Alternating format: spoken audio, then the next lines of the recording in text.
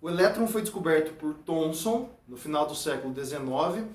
O próton foi descoberto ali no começo do século XX por um cara chamado Goldstein. E o nêutron só foi descoberto em 1932. Eu fiz uma pausa aqui nos modelos atômicos em Rutherford. A gente já vai continuar essa construção da atomística, mas eu já quero falar dessas partículas. Vou citar o nome nêutron nessa aula de hoje, mas eu quero que vocês se lembrem que ele não era conhecido na época do Rutherford, embora ele previsse a existência dessa partícula. Afinal, partículas positivas, que eram os prótons, não poderiam estar ali confinadas num espaço muito pequeno, que é o núcleo, sem que houvesse uma partícula de carga neutra, tá? Para conferir alguma estabilidade. Eu tenho aqui um símbolo genérico para elemento químico, X, tá? E normalmente nós temos duas informações numéricas que vêm junto com esse símbolo que você tem que saber interpretar. Pode ser mais ou pode ser menos informações, às vezes não vem nenhuma, tá? Tudo vai depender daquilo que te interessa no momento. A gente tem o número atômico, que é representado pela letra Z, tá? E representa o número de prótons.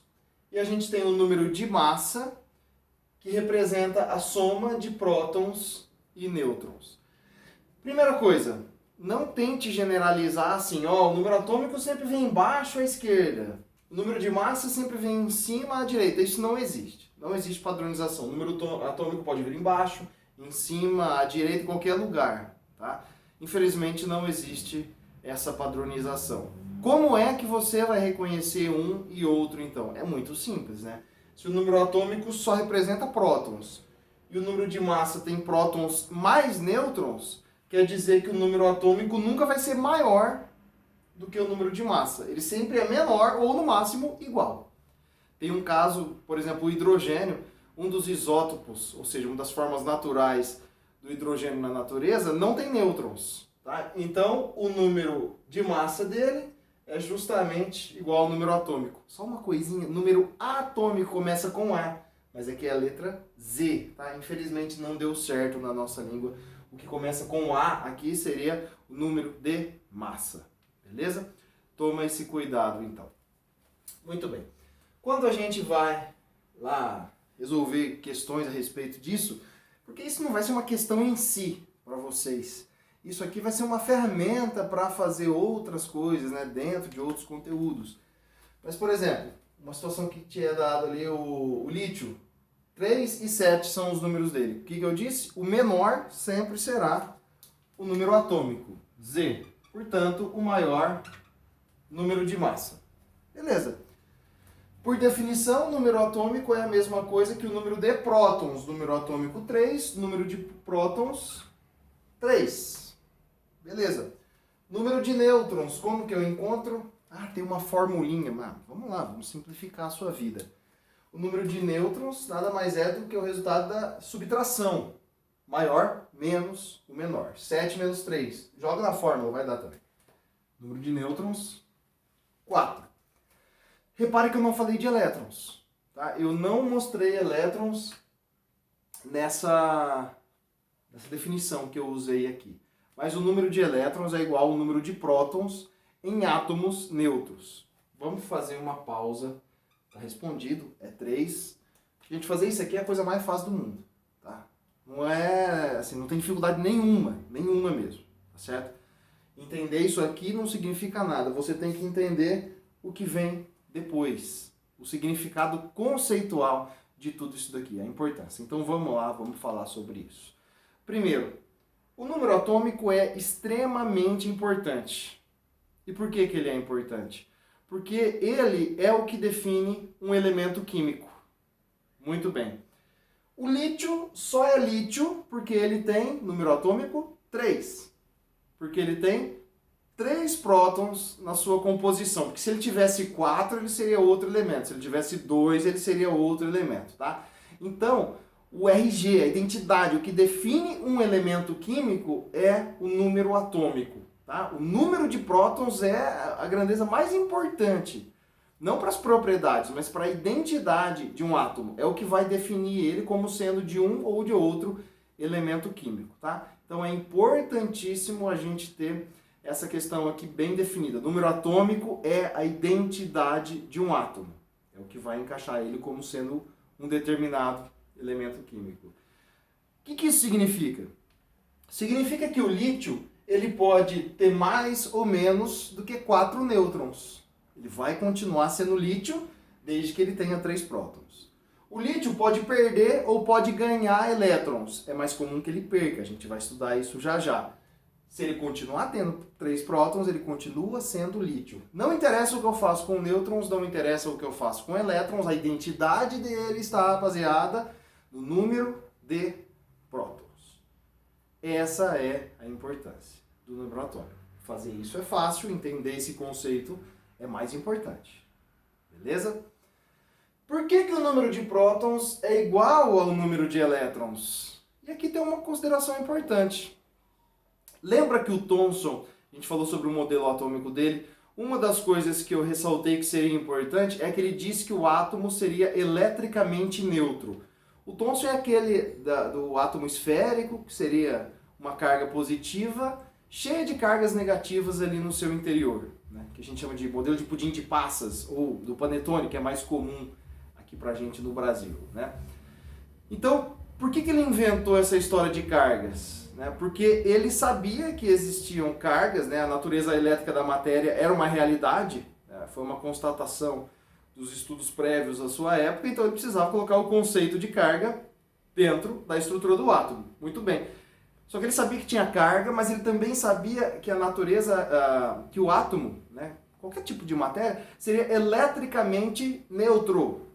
Ou seja, a mesma quantidade de cargas positivas ele tem de cargas negativas. Então, vou repetir, o átomo é eletricamente neutro. Se ele tiver 3 prótons, ele tem que ter 3 elétrons. É sempre assim?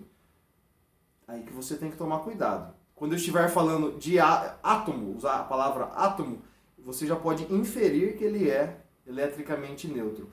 Se eu falo átomo neutro, que nem eu falei no começo desse vídeo, eu já estou sendo redundante. Eu nem precisava ter falado isso, porque o átomo, por definição, já é eletricamente neutro. Ele já deve ter partículas positivas e negativas na mesma quantidade. E aí tem uma espécie, que é chamada de íon, os íons, que são espécies, como eu coloquei na definição, em desequilíbrio eletrostático. Quer dizer que elas têm excesso de carga, seja ela positiva ou negativa. Tá? Então, por exemplo, o cátion é o íon de carga positiva. Como que isso é possível? Ele vai perder elétrons. Quando perde elétron, ele se torna um cátion. Tá? Quando ele ganha elétrons, ele se torna um ânion. Tá? Perceba que eu não falei de prótons. Ninguém ganha e ninguém perde prótons. O próton é sagrado, porque ele está lá no núcleo. Você não tem muita facilidade em mexer. Até dá, mas dá trabalho. Tá? São os fenômenos radioativos que a gente vai estudar em outra matéria. Certo? Mas assim, eletrosfera, mexer com elétron é tudo mais tranquilo. Eles são mais periféricos, né? Na própria arquitetura do átomo. Então a gente consegue tirar e colocar elétrons ali dentro numa boa. Isso pode ser feito sem alterar a identidade do átomo, porque ela é definida pelo número de prótons. Tá bom? Então guarde esses nomes aqui. Eu falei átomo, você já tem que pensar automaticamente que ele é uma espécie eletricamente neutra. Então eu expliquei porque o número de prótons é igual ao número de elétrons. Vamos ver aqui, de fato, agora exemplos com íons, né? Cloro, na verdade esse aqui é o ânion cloreto, porque ele tem uma carga, já não é um átomo de cloro, né? Tem os números 17 e 35, você já sabe que o menor é o número atômico, logo o maior vai ser o número de massa, beleza? Número de prótons é igual ao número atômico, por definição isso nunca vai mudar. Número de nêutrons é a continha de menos, são 18 nêutrons. E agora a gente sabe que quando aparecer uma carga, certamente o número de elétrons vai estar alterado. Então é aqui que você tem que tomar cuidado, beleza? Ele tem carga negativa. Para ter carga negativa significa que ele é um ânion. Significa que ele tem uma carga negativa? Não. Significa que ele tem excesso de uma carga negativa. Excesso. Tá? Ele tem uma carga negativa a mais do que as cargas positivas. O que acontece então? Em uma situação em que essa carga não estivesse aqui, ou seja, ele sendo um átomo, a gente teria 17 elétrons. Mas nessa situação ele ganhou um elétron, logo ele tem 18 elétrons. Tá bom? Então esse menos representa não o número de cargas negativas, mas o excesso de cargas negativas. Ele tem uma carga negativa a mais do que carga positiva. Beleza? Último exemplo, mais rápido. Número atômico do sódio 11, número de massa 23, prótons 11, isso aqui é a parte automática. Número de nêutrons, continha de menos 12, 23 menos 11, 12, é 12. E aí você pensa, apareceu carga, então o número de elétrons vai diferir do número de prótons. Nesse caso ele tem carga positiva, logo, o que está acontecendo com ele? Perdeu elétrons. Gente, não precisa perder só um ou ganhar só um. As cargas podem ser 2 mais, 3 mais, 2 menos, 3 menos. Elas podem ser. É que eu, nesses exemplos, acabei pegando íons monovalentes, ou seja, que tem carga mais um ou menos um. Tá? Então, se ele perder um elétron, naturalmente, quando ele estava lá na forma de átomo, neutro, ele teria 11 elétrons. Mas ele perdeu um, ou seja, ele só tem 10. Por que tem essa carga positiva? Então, porque ele tem um próton a mais do que elétron. Por isso que ele tem excesso de uma carga positiva. Tá bom?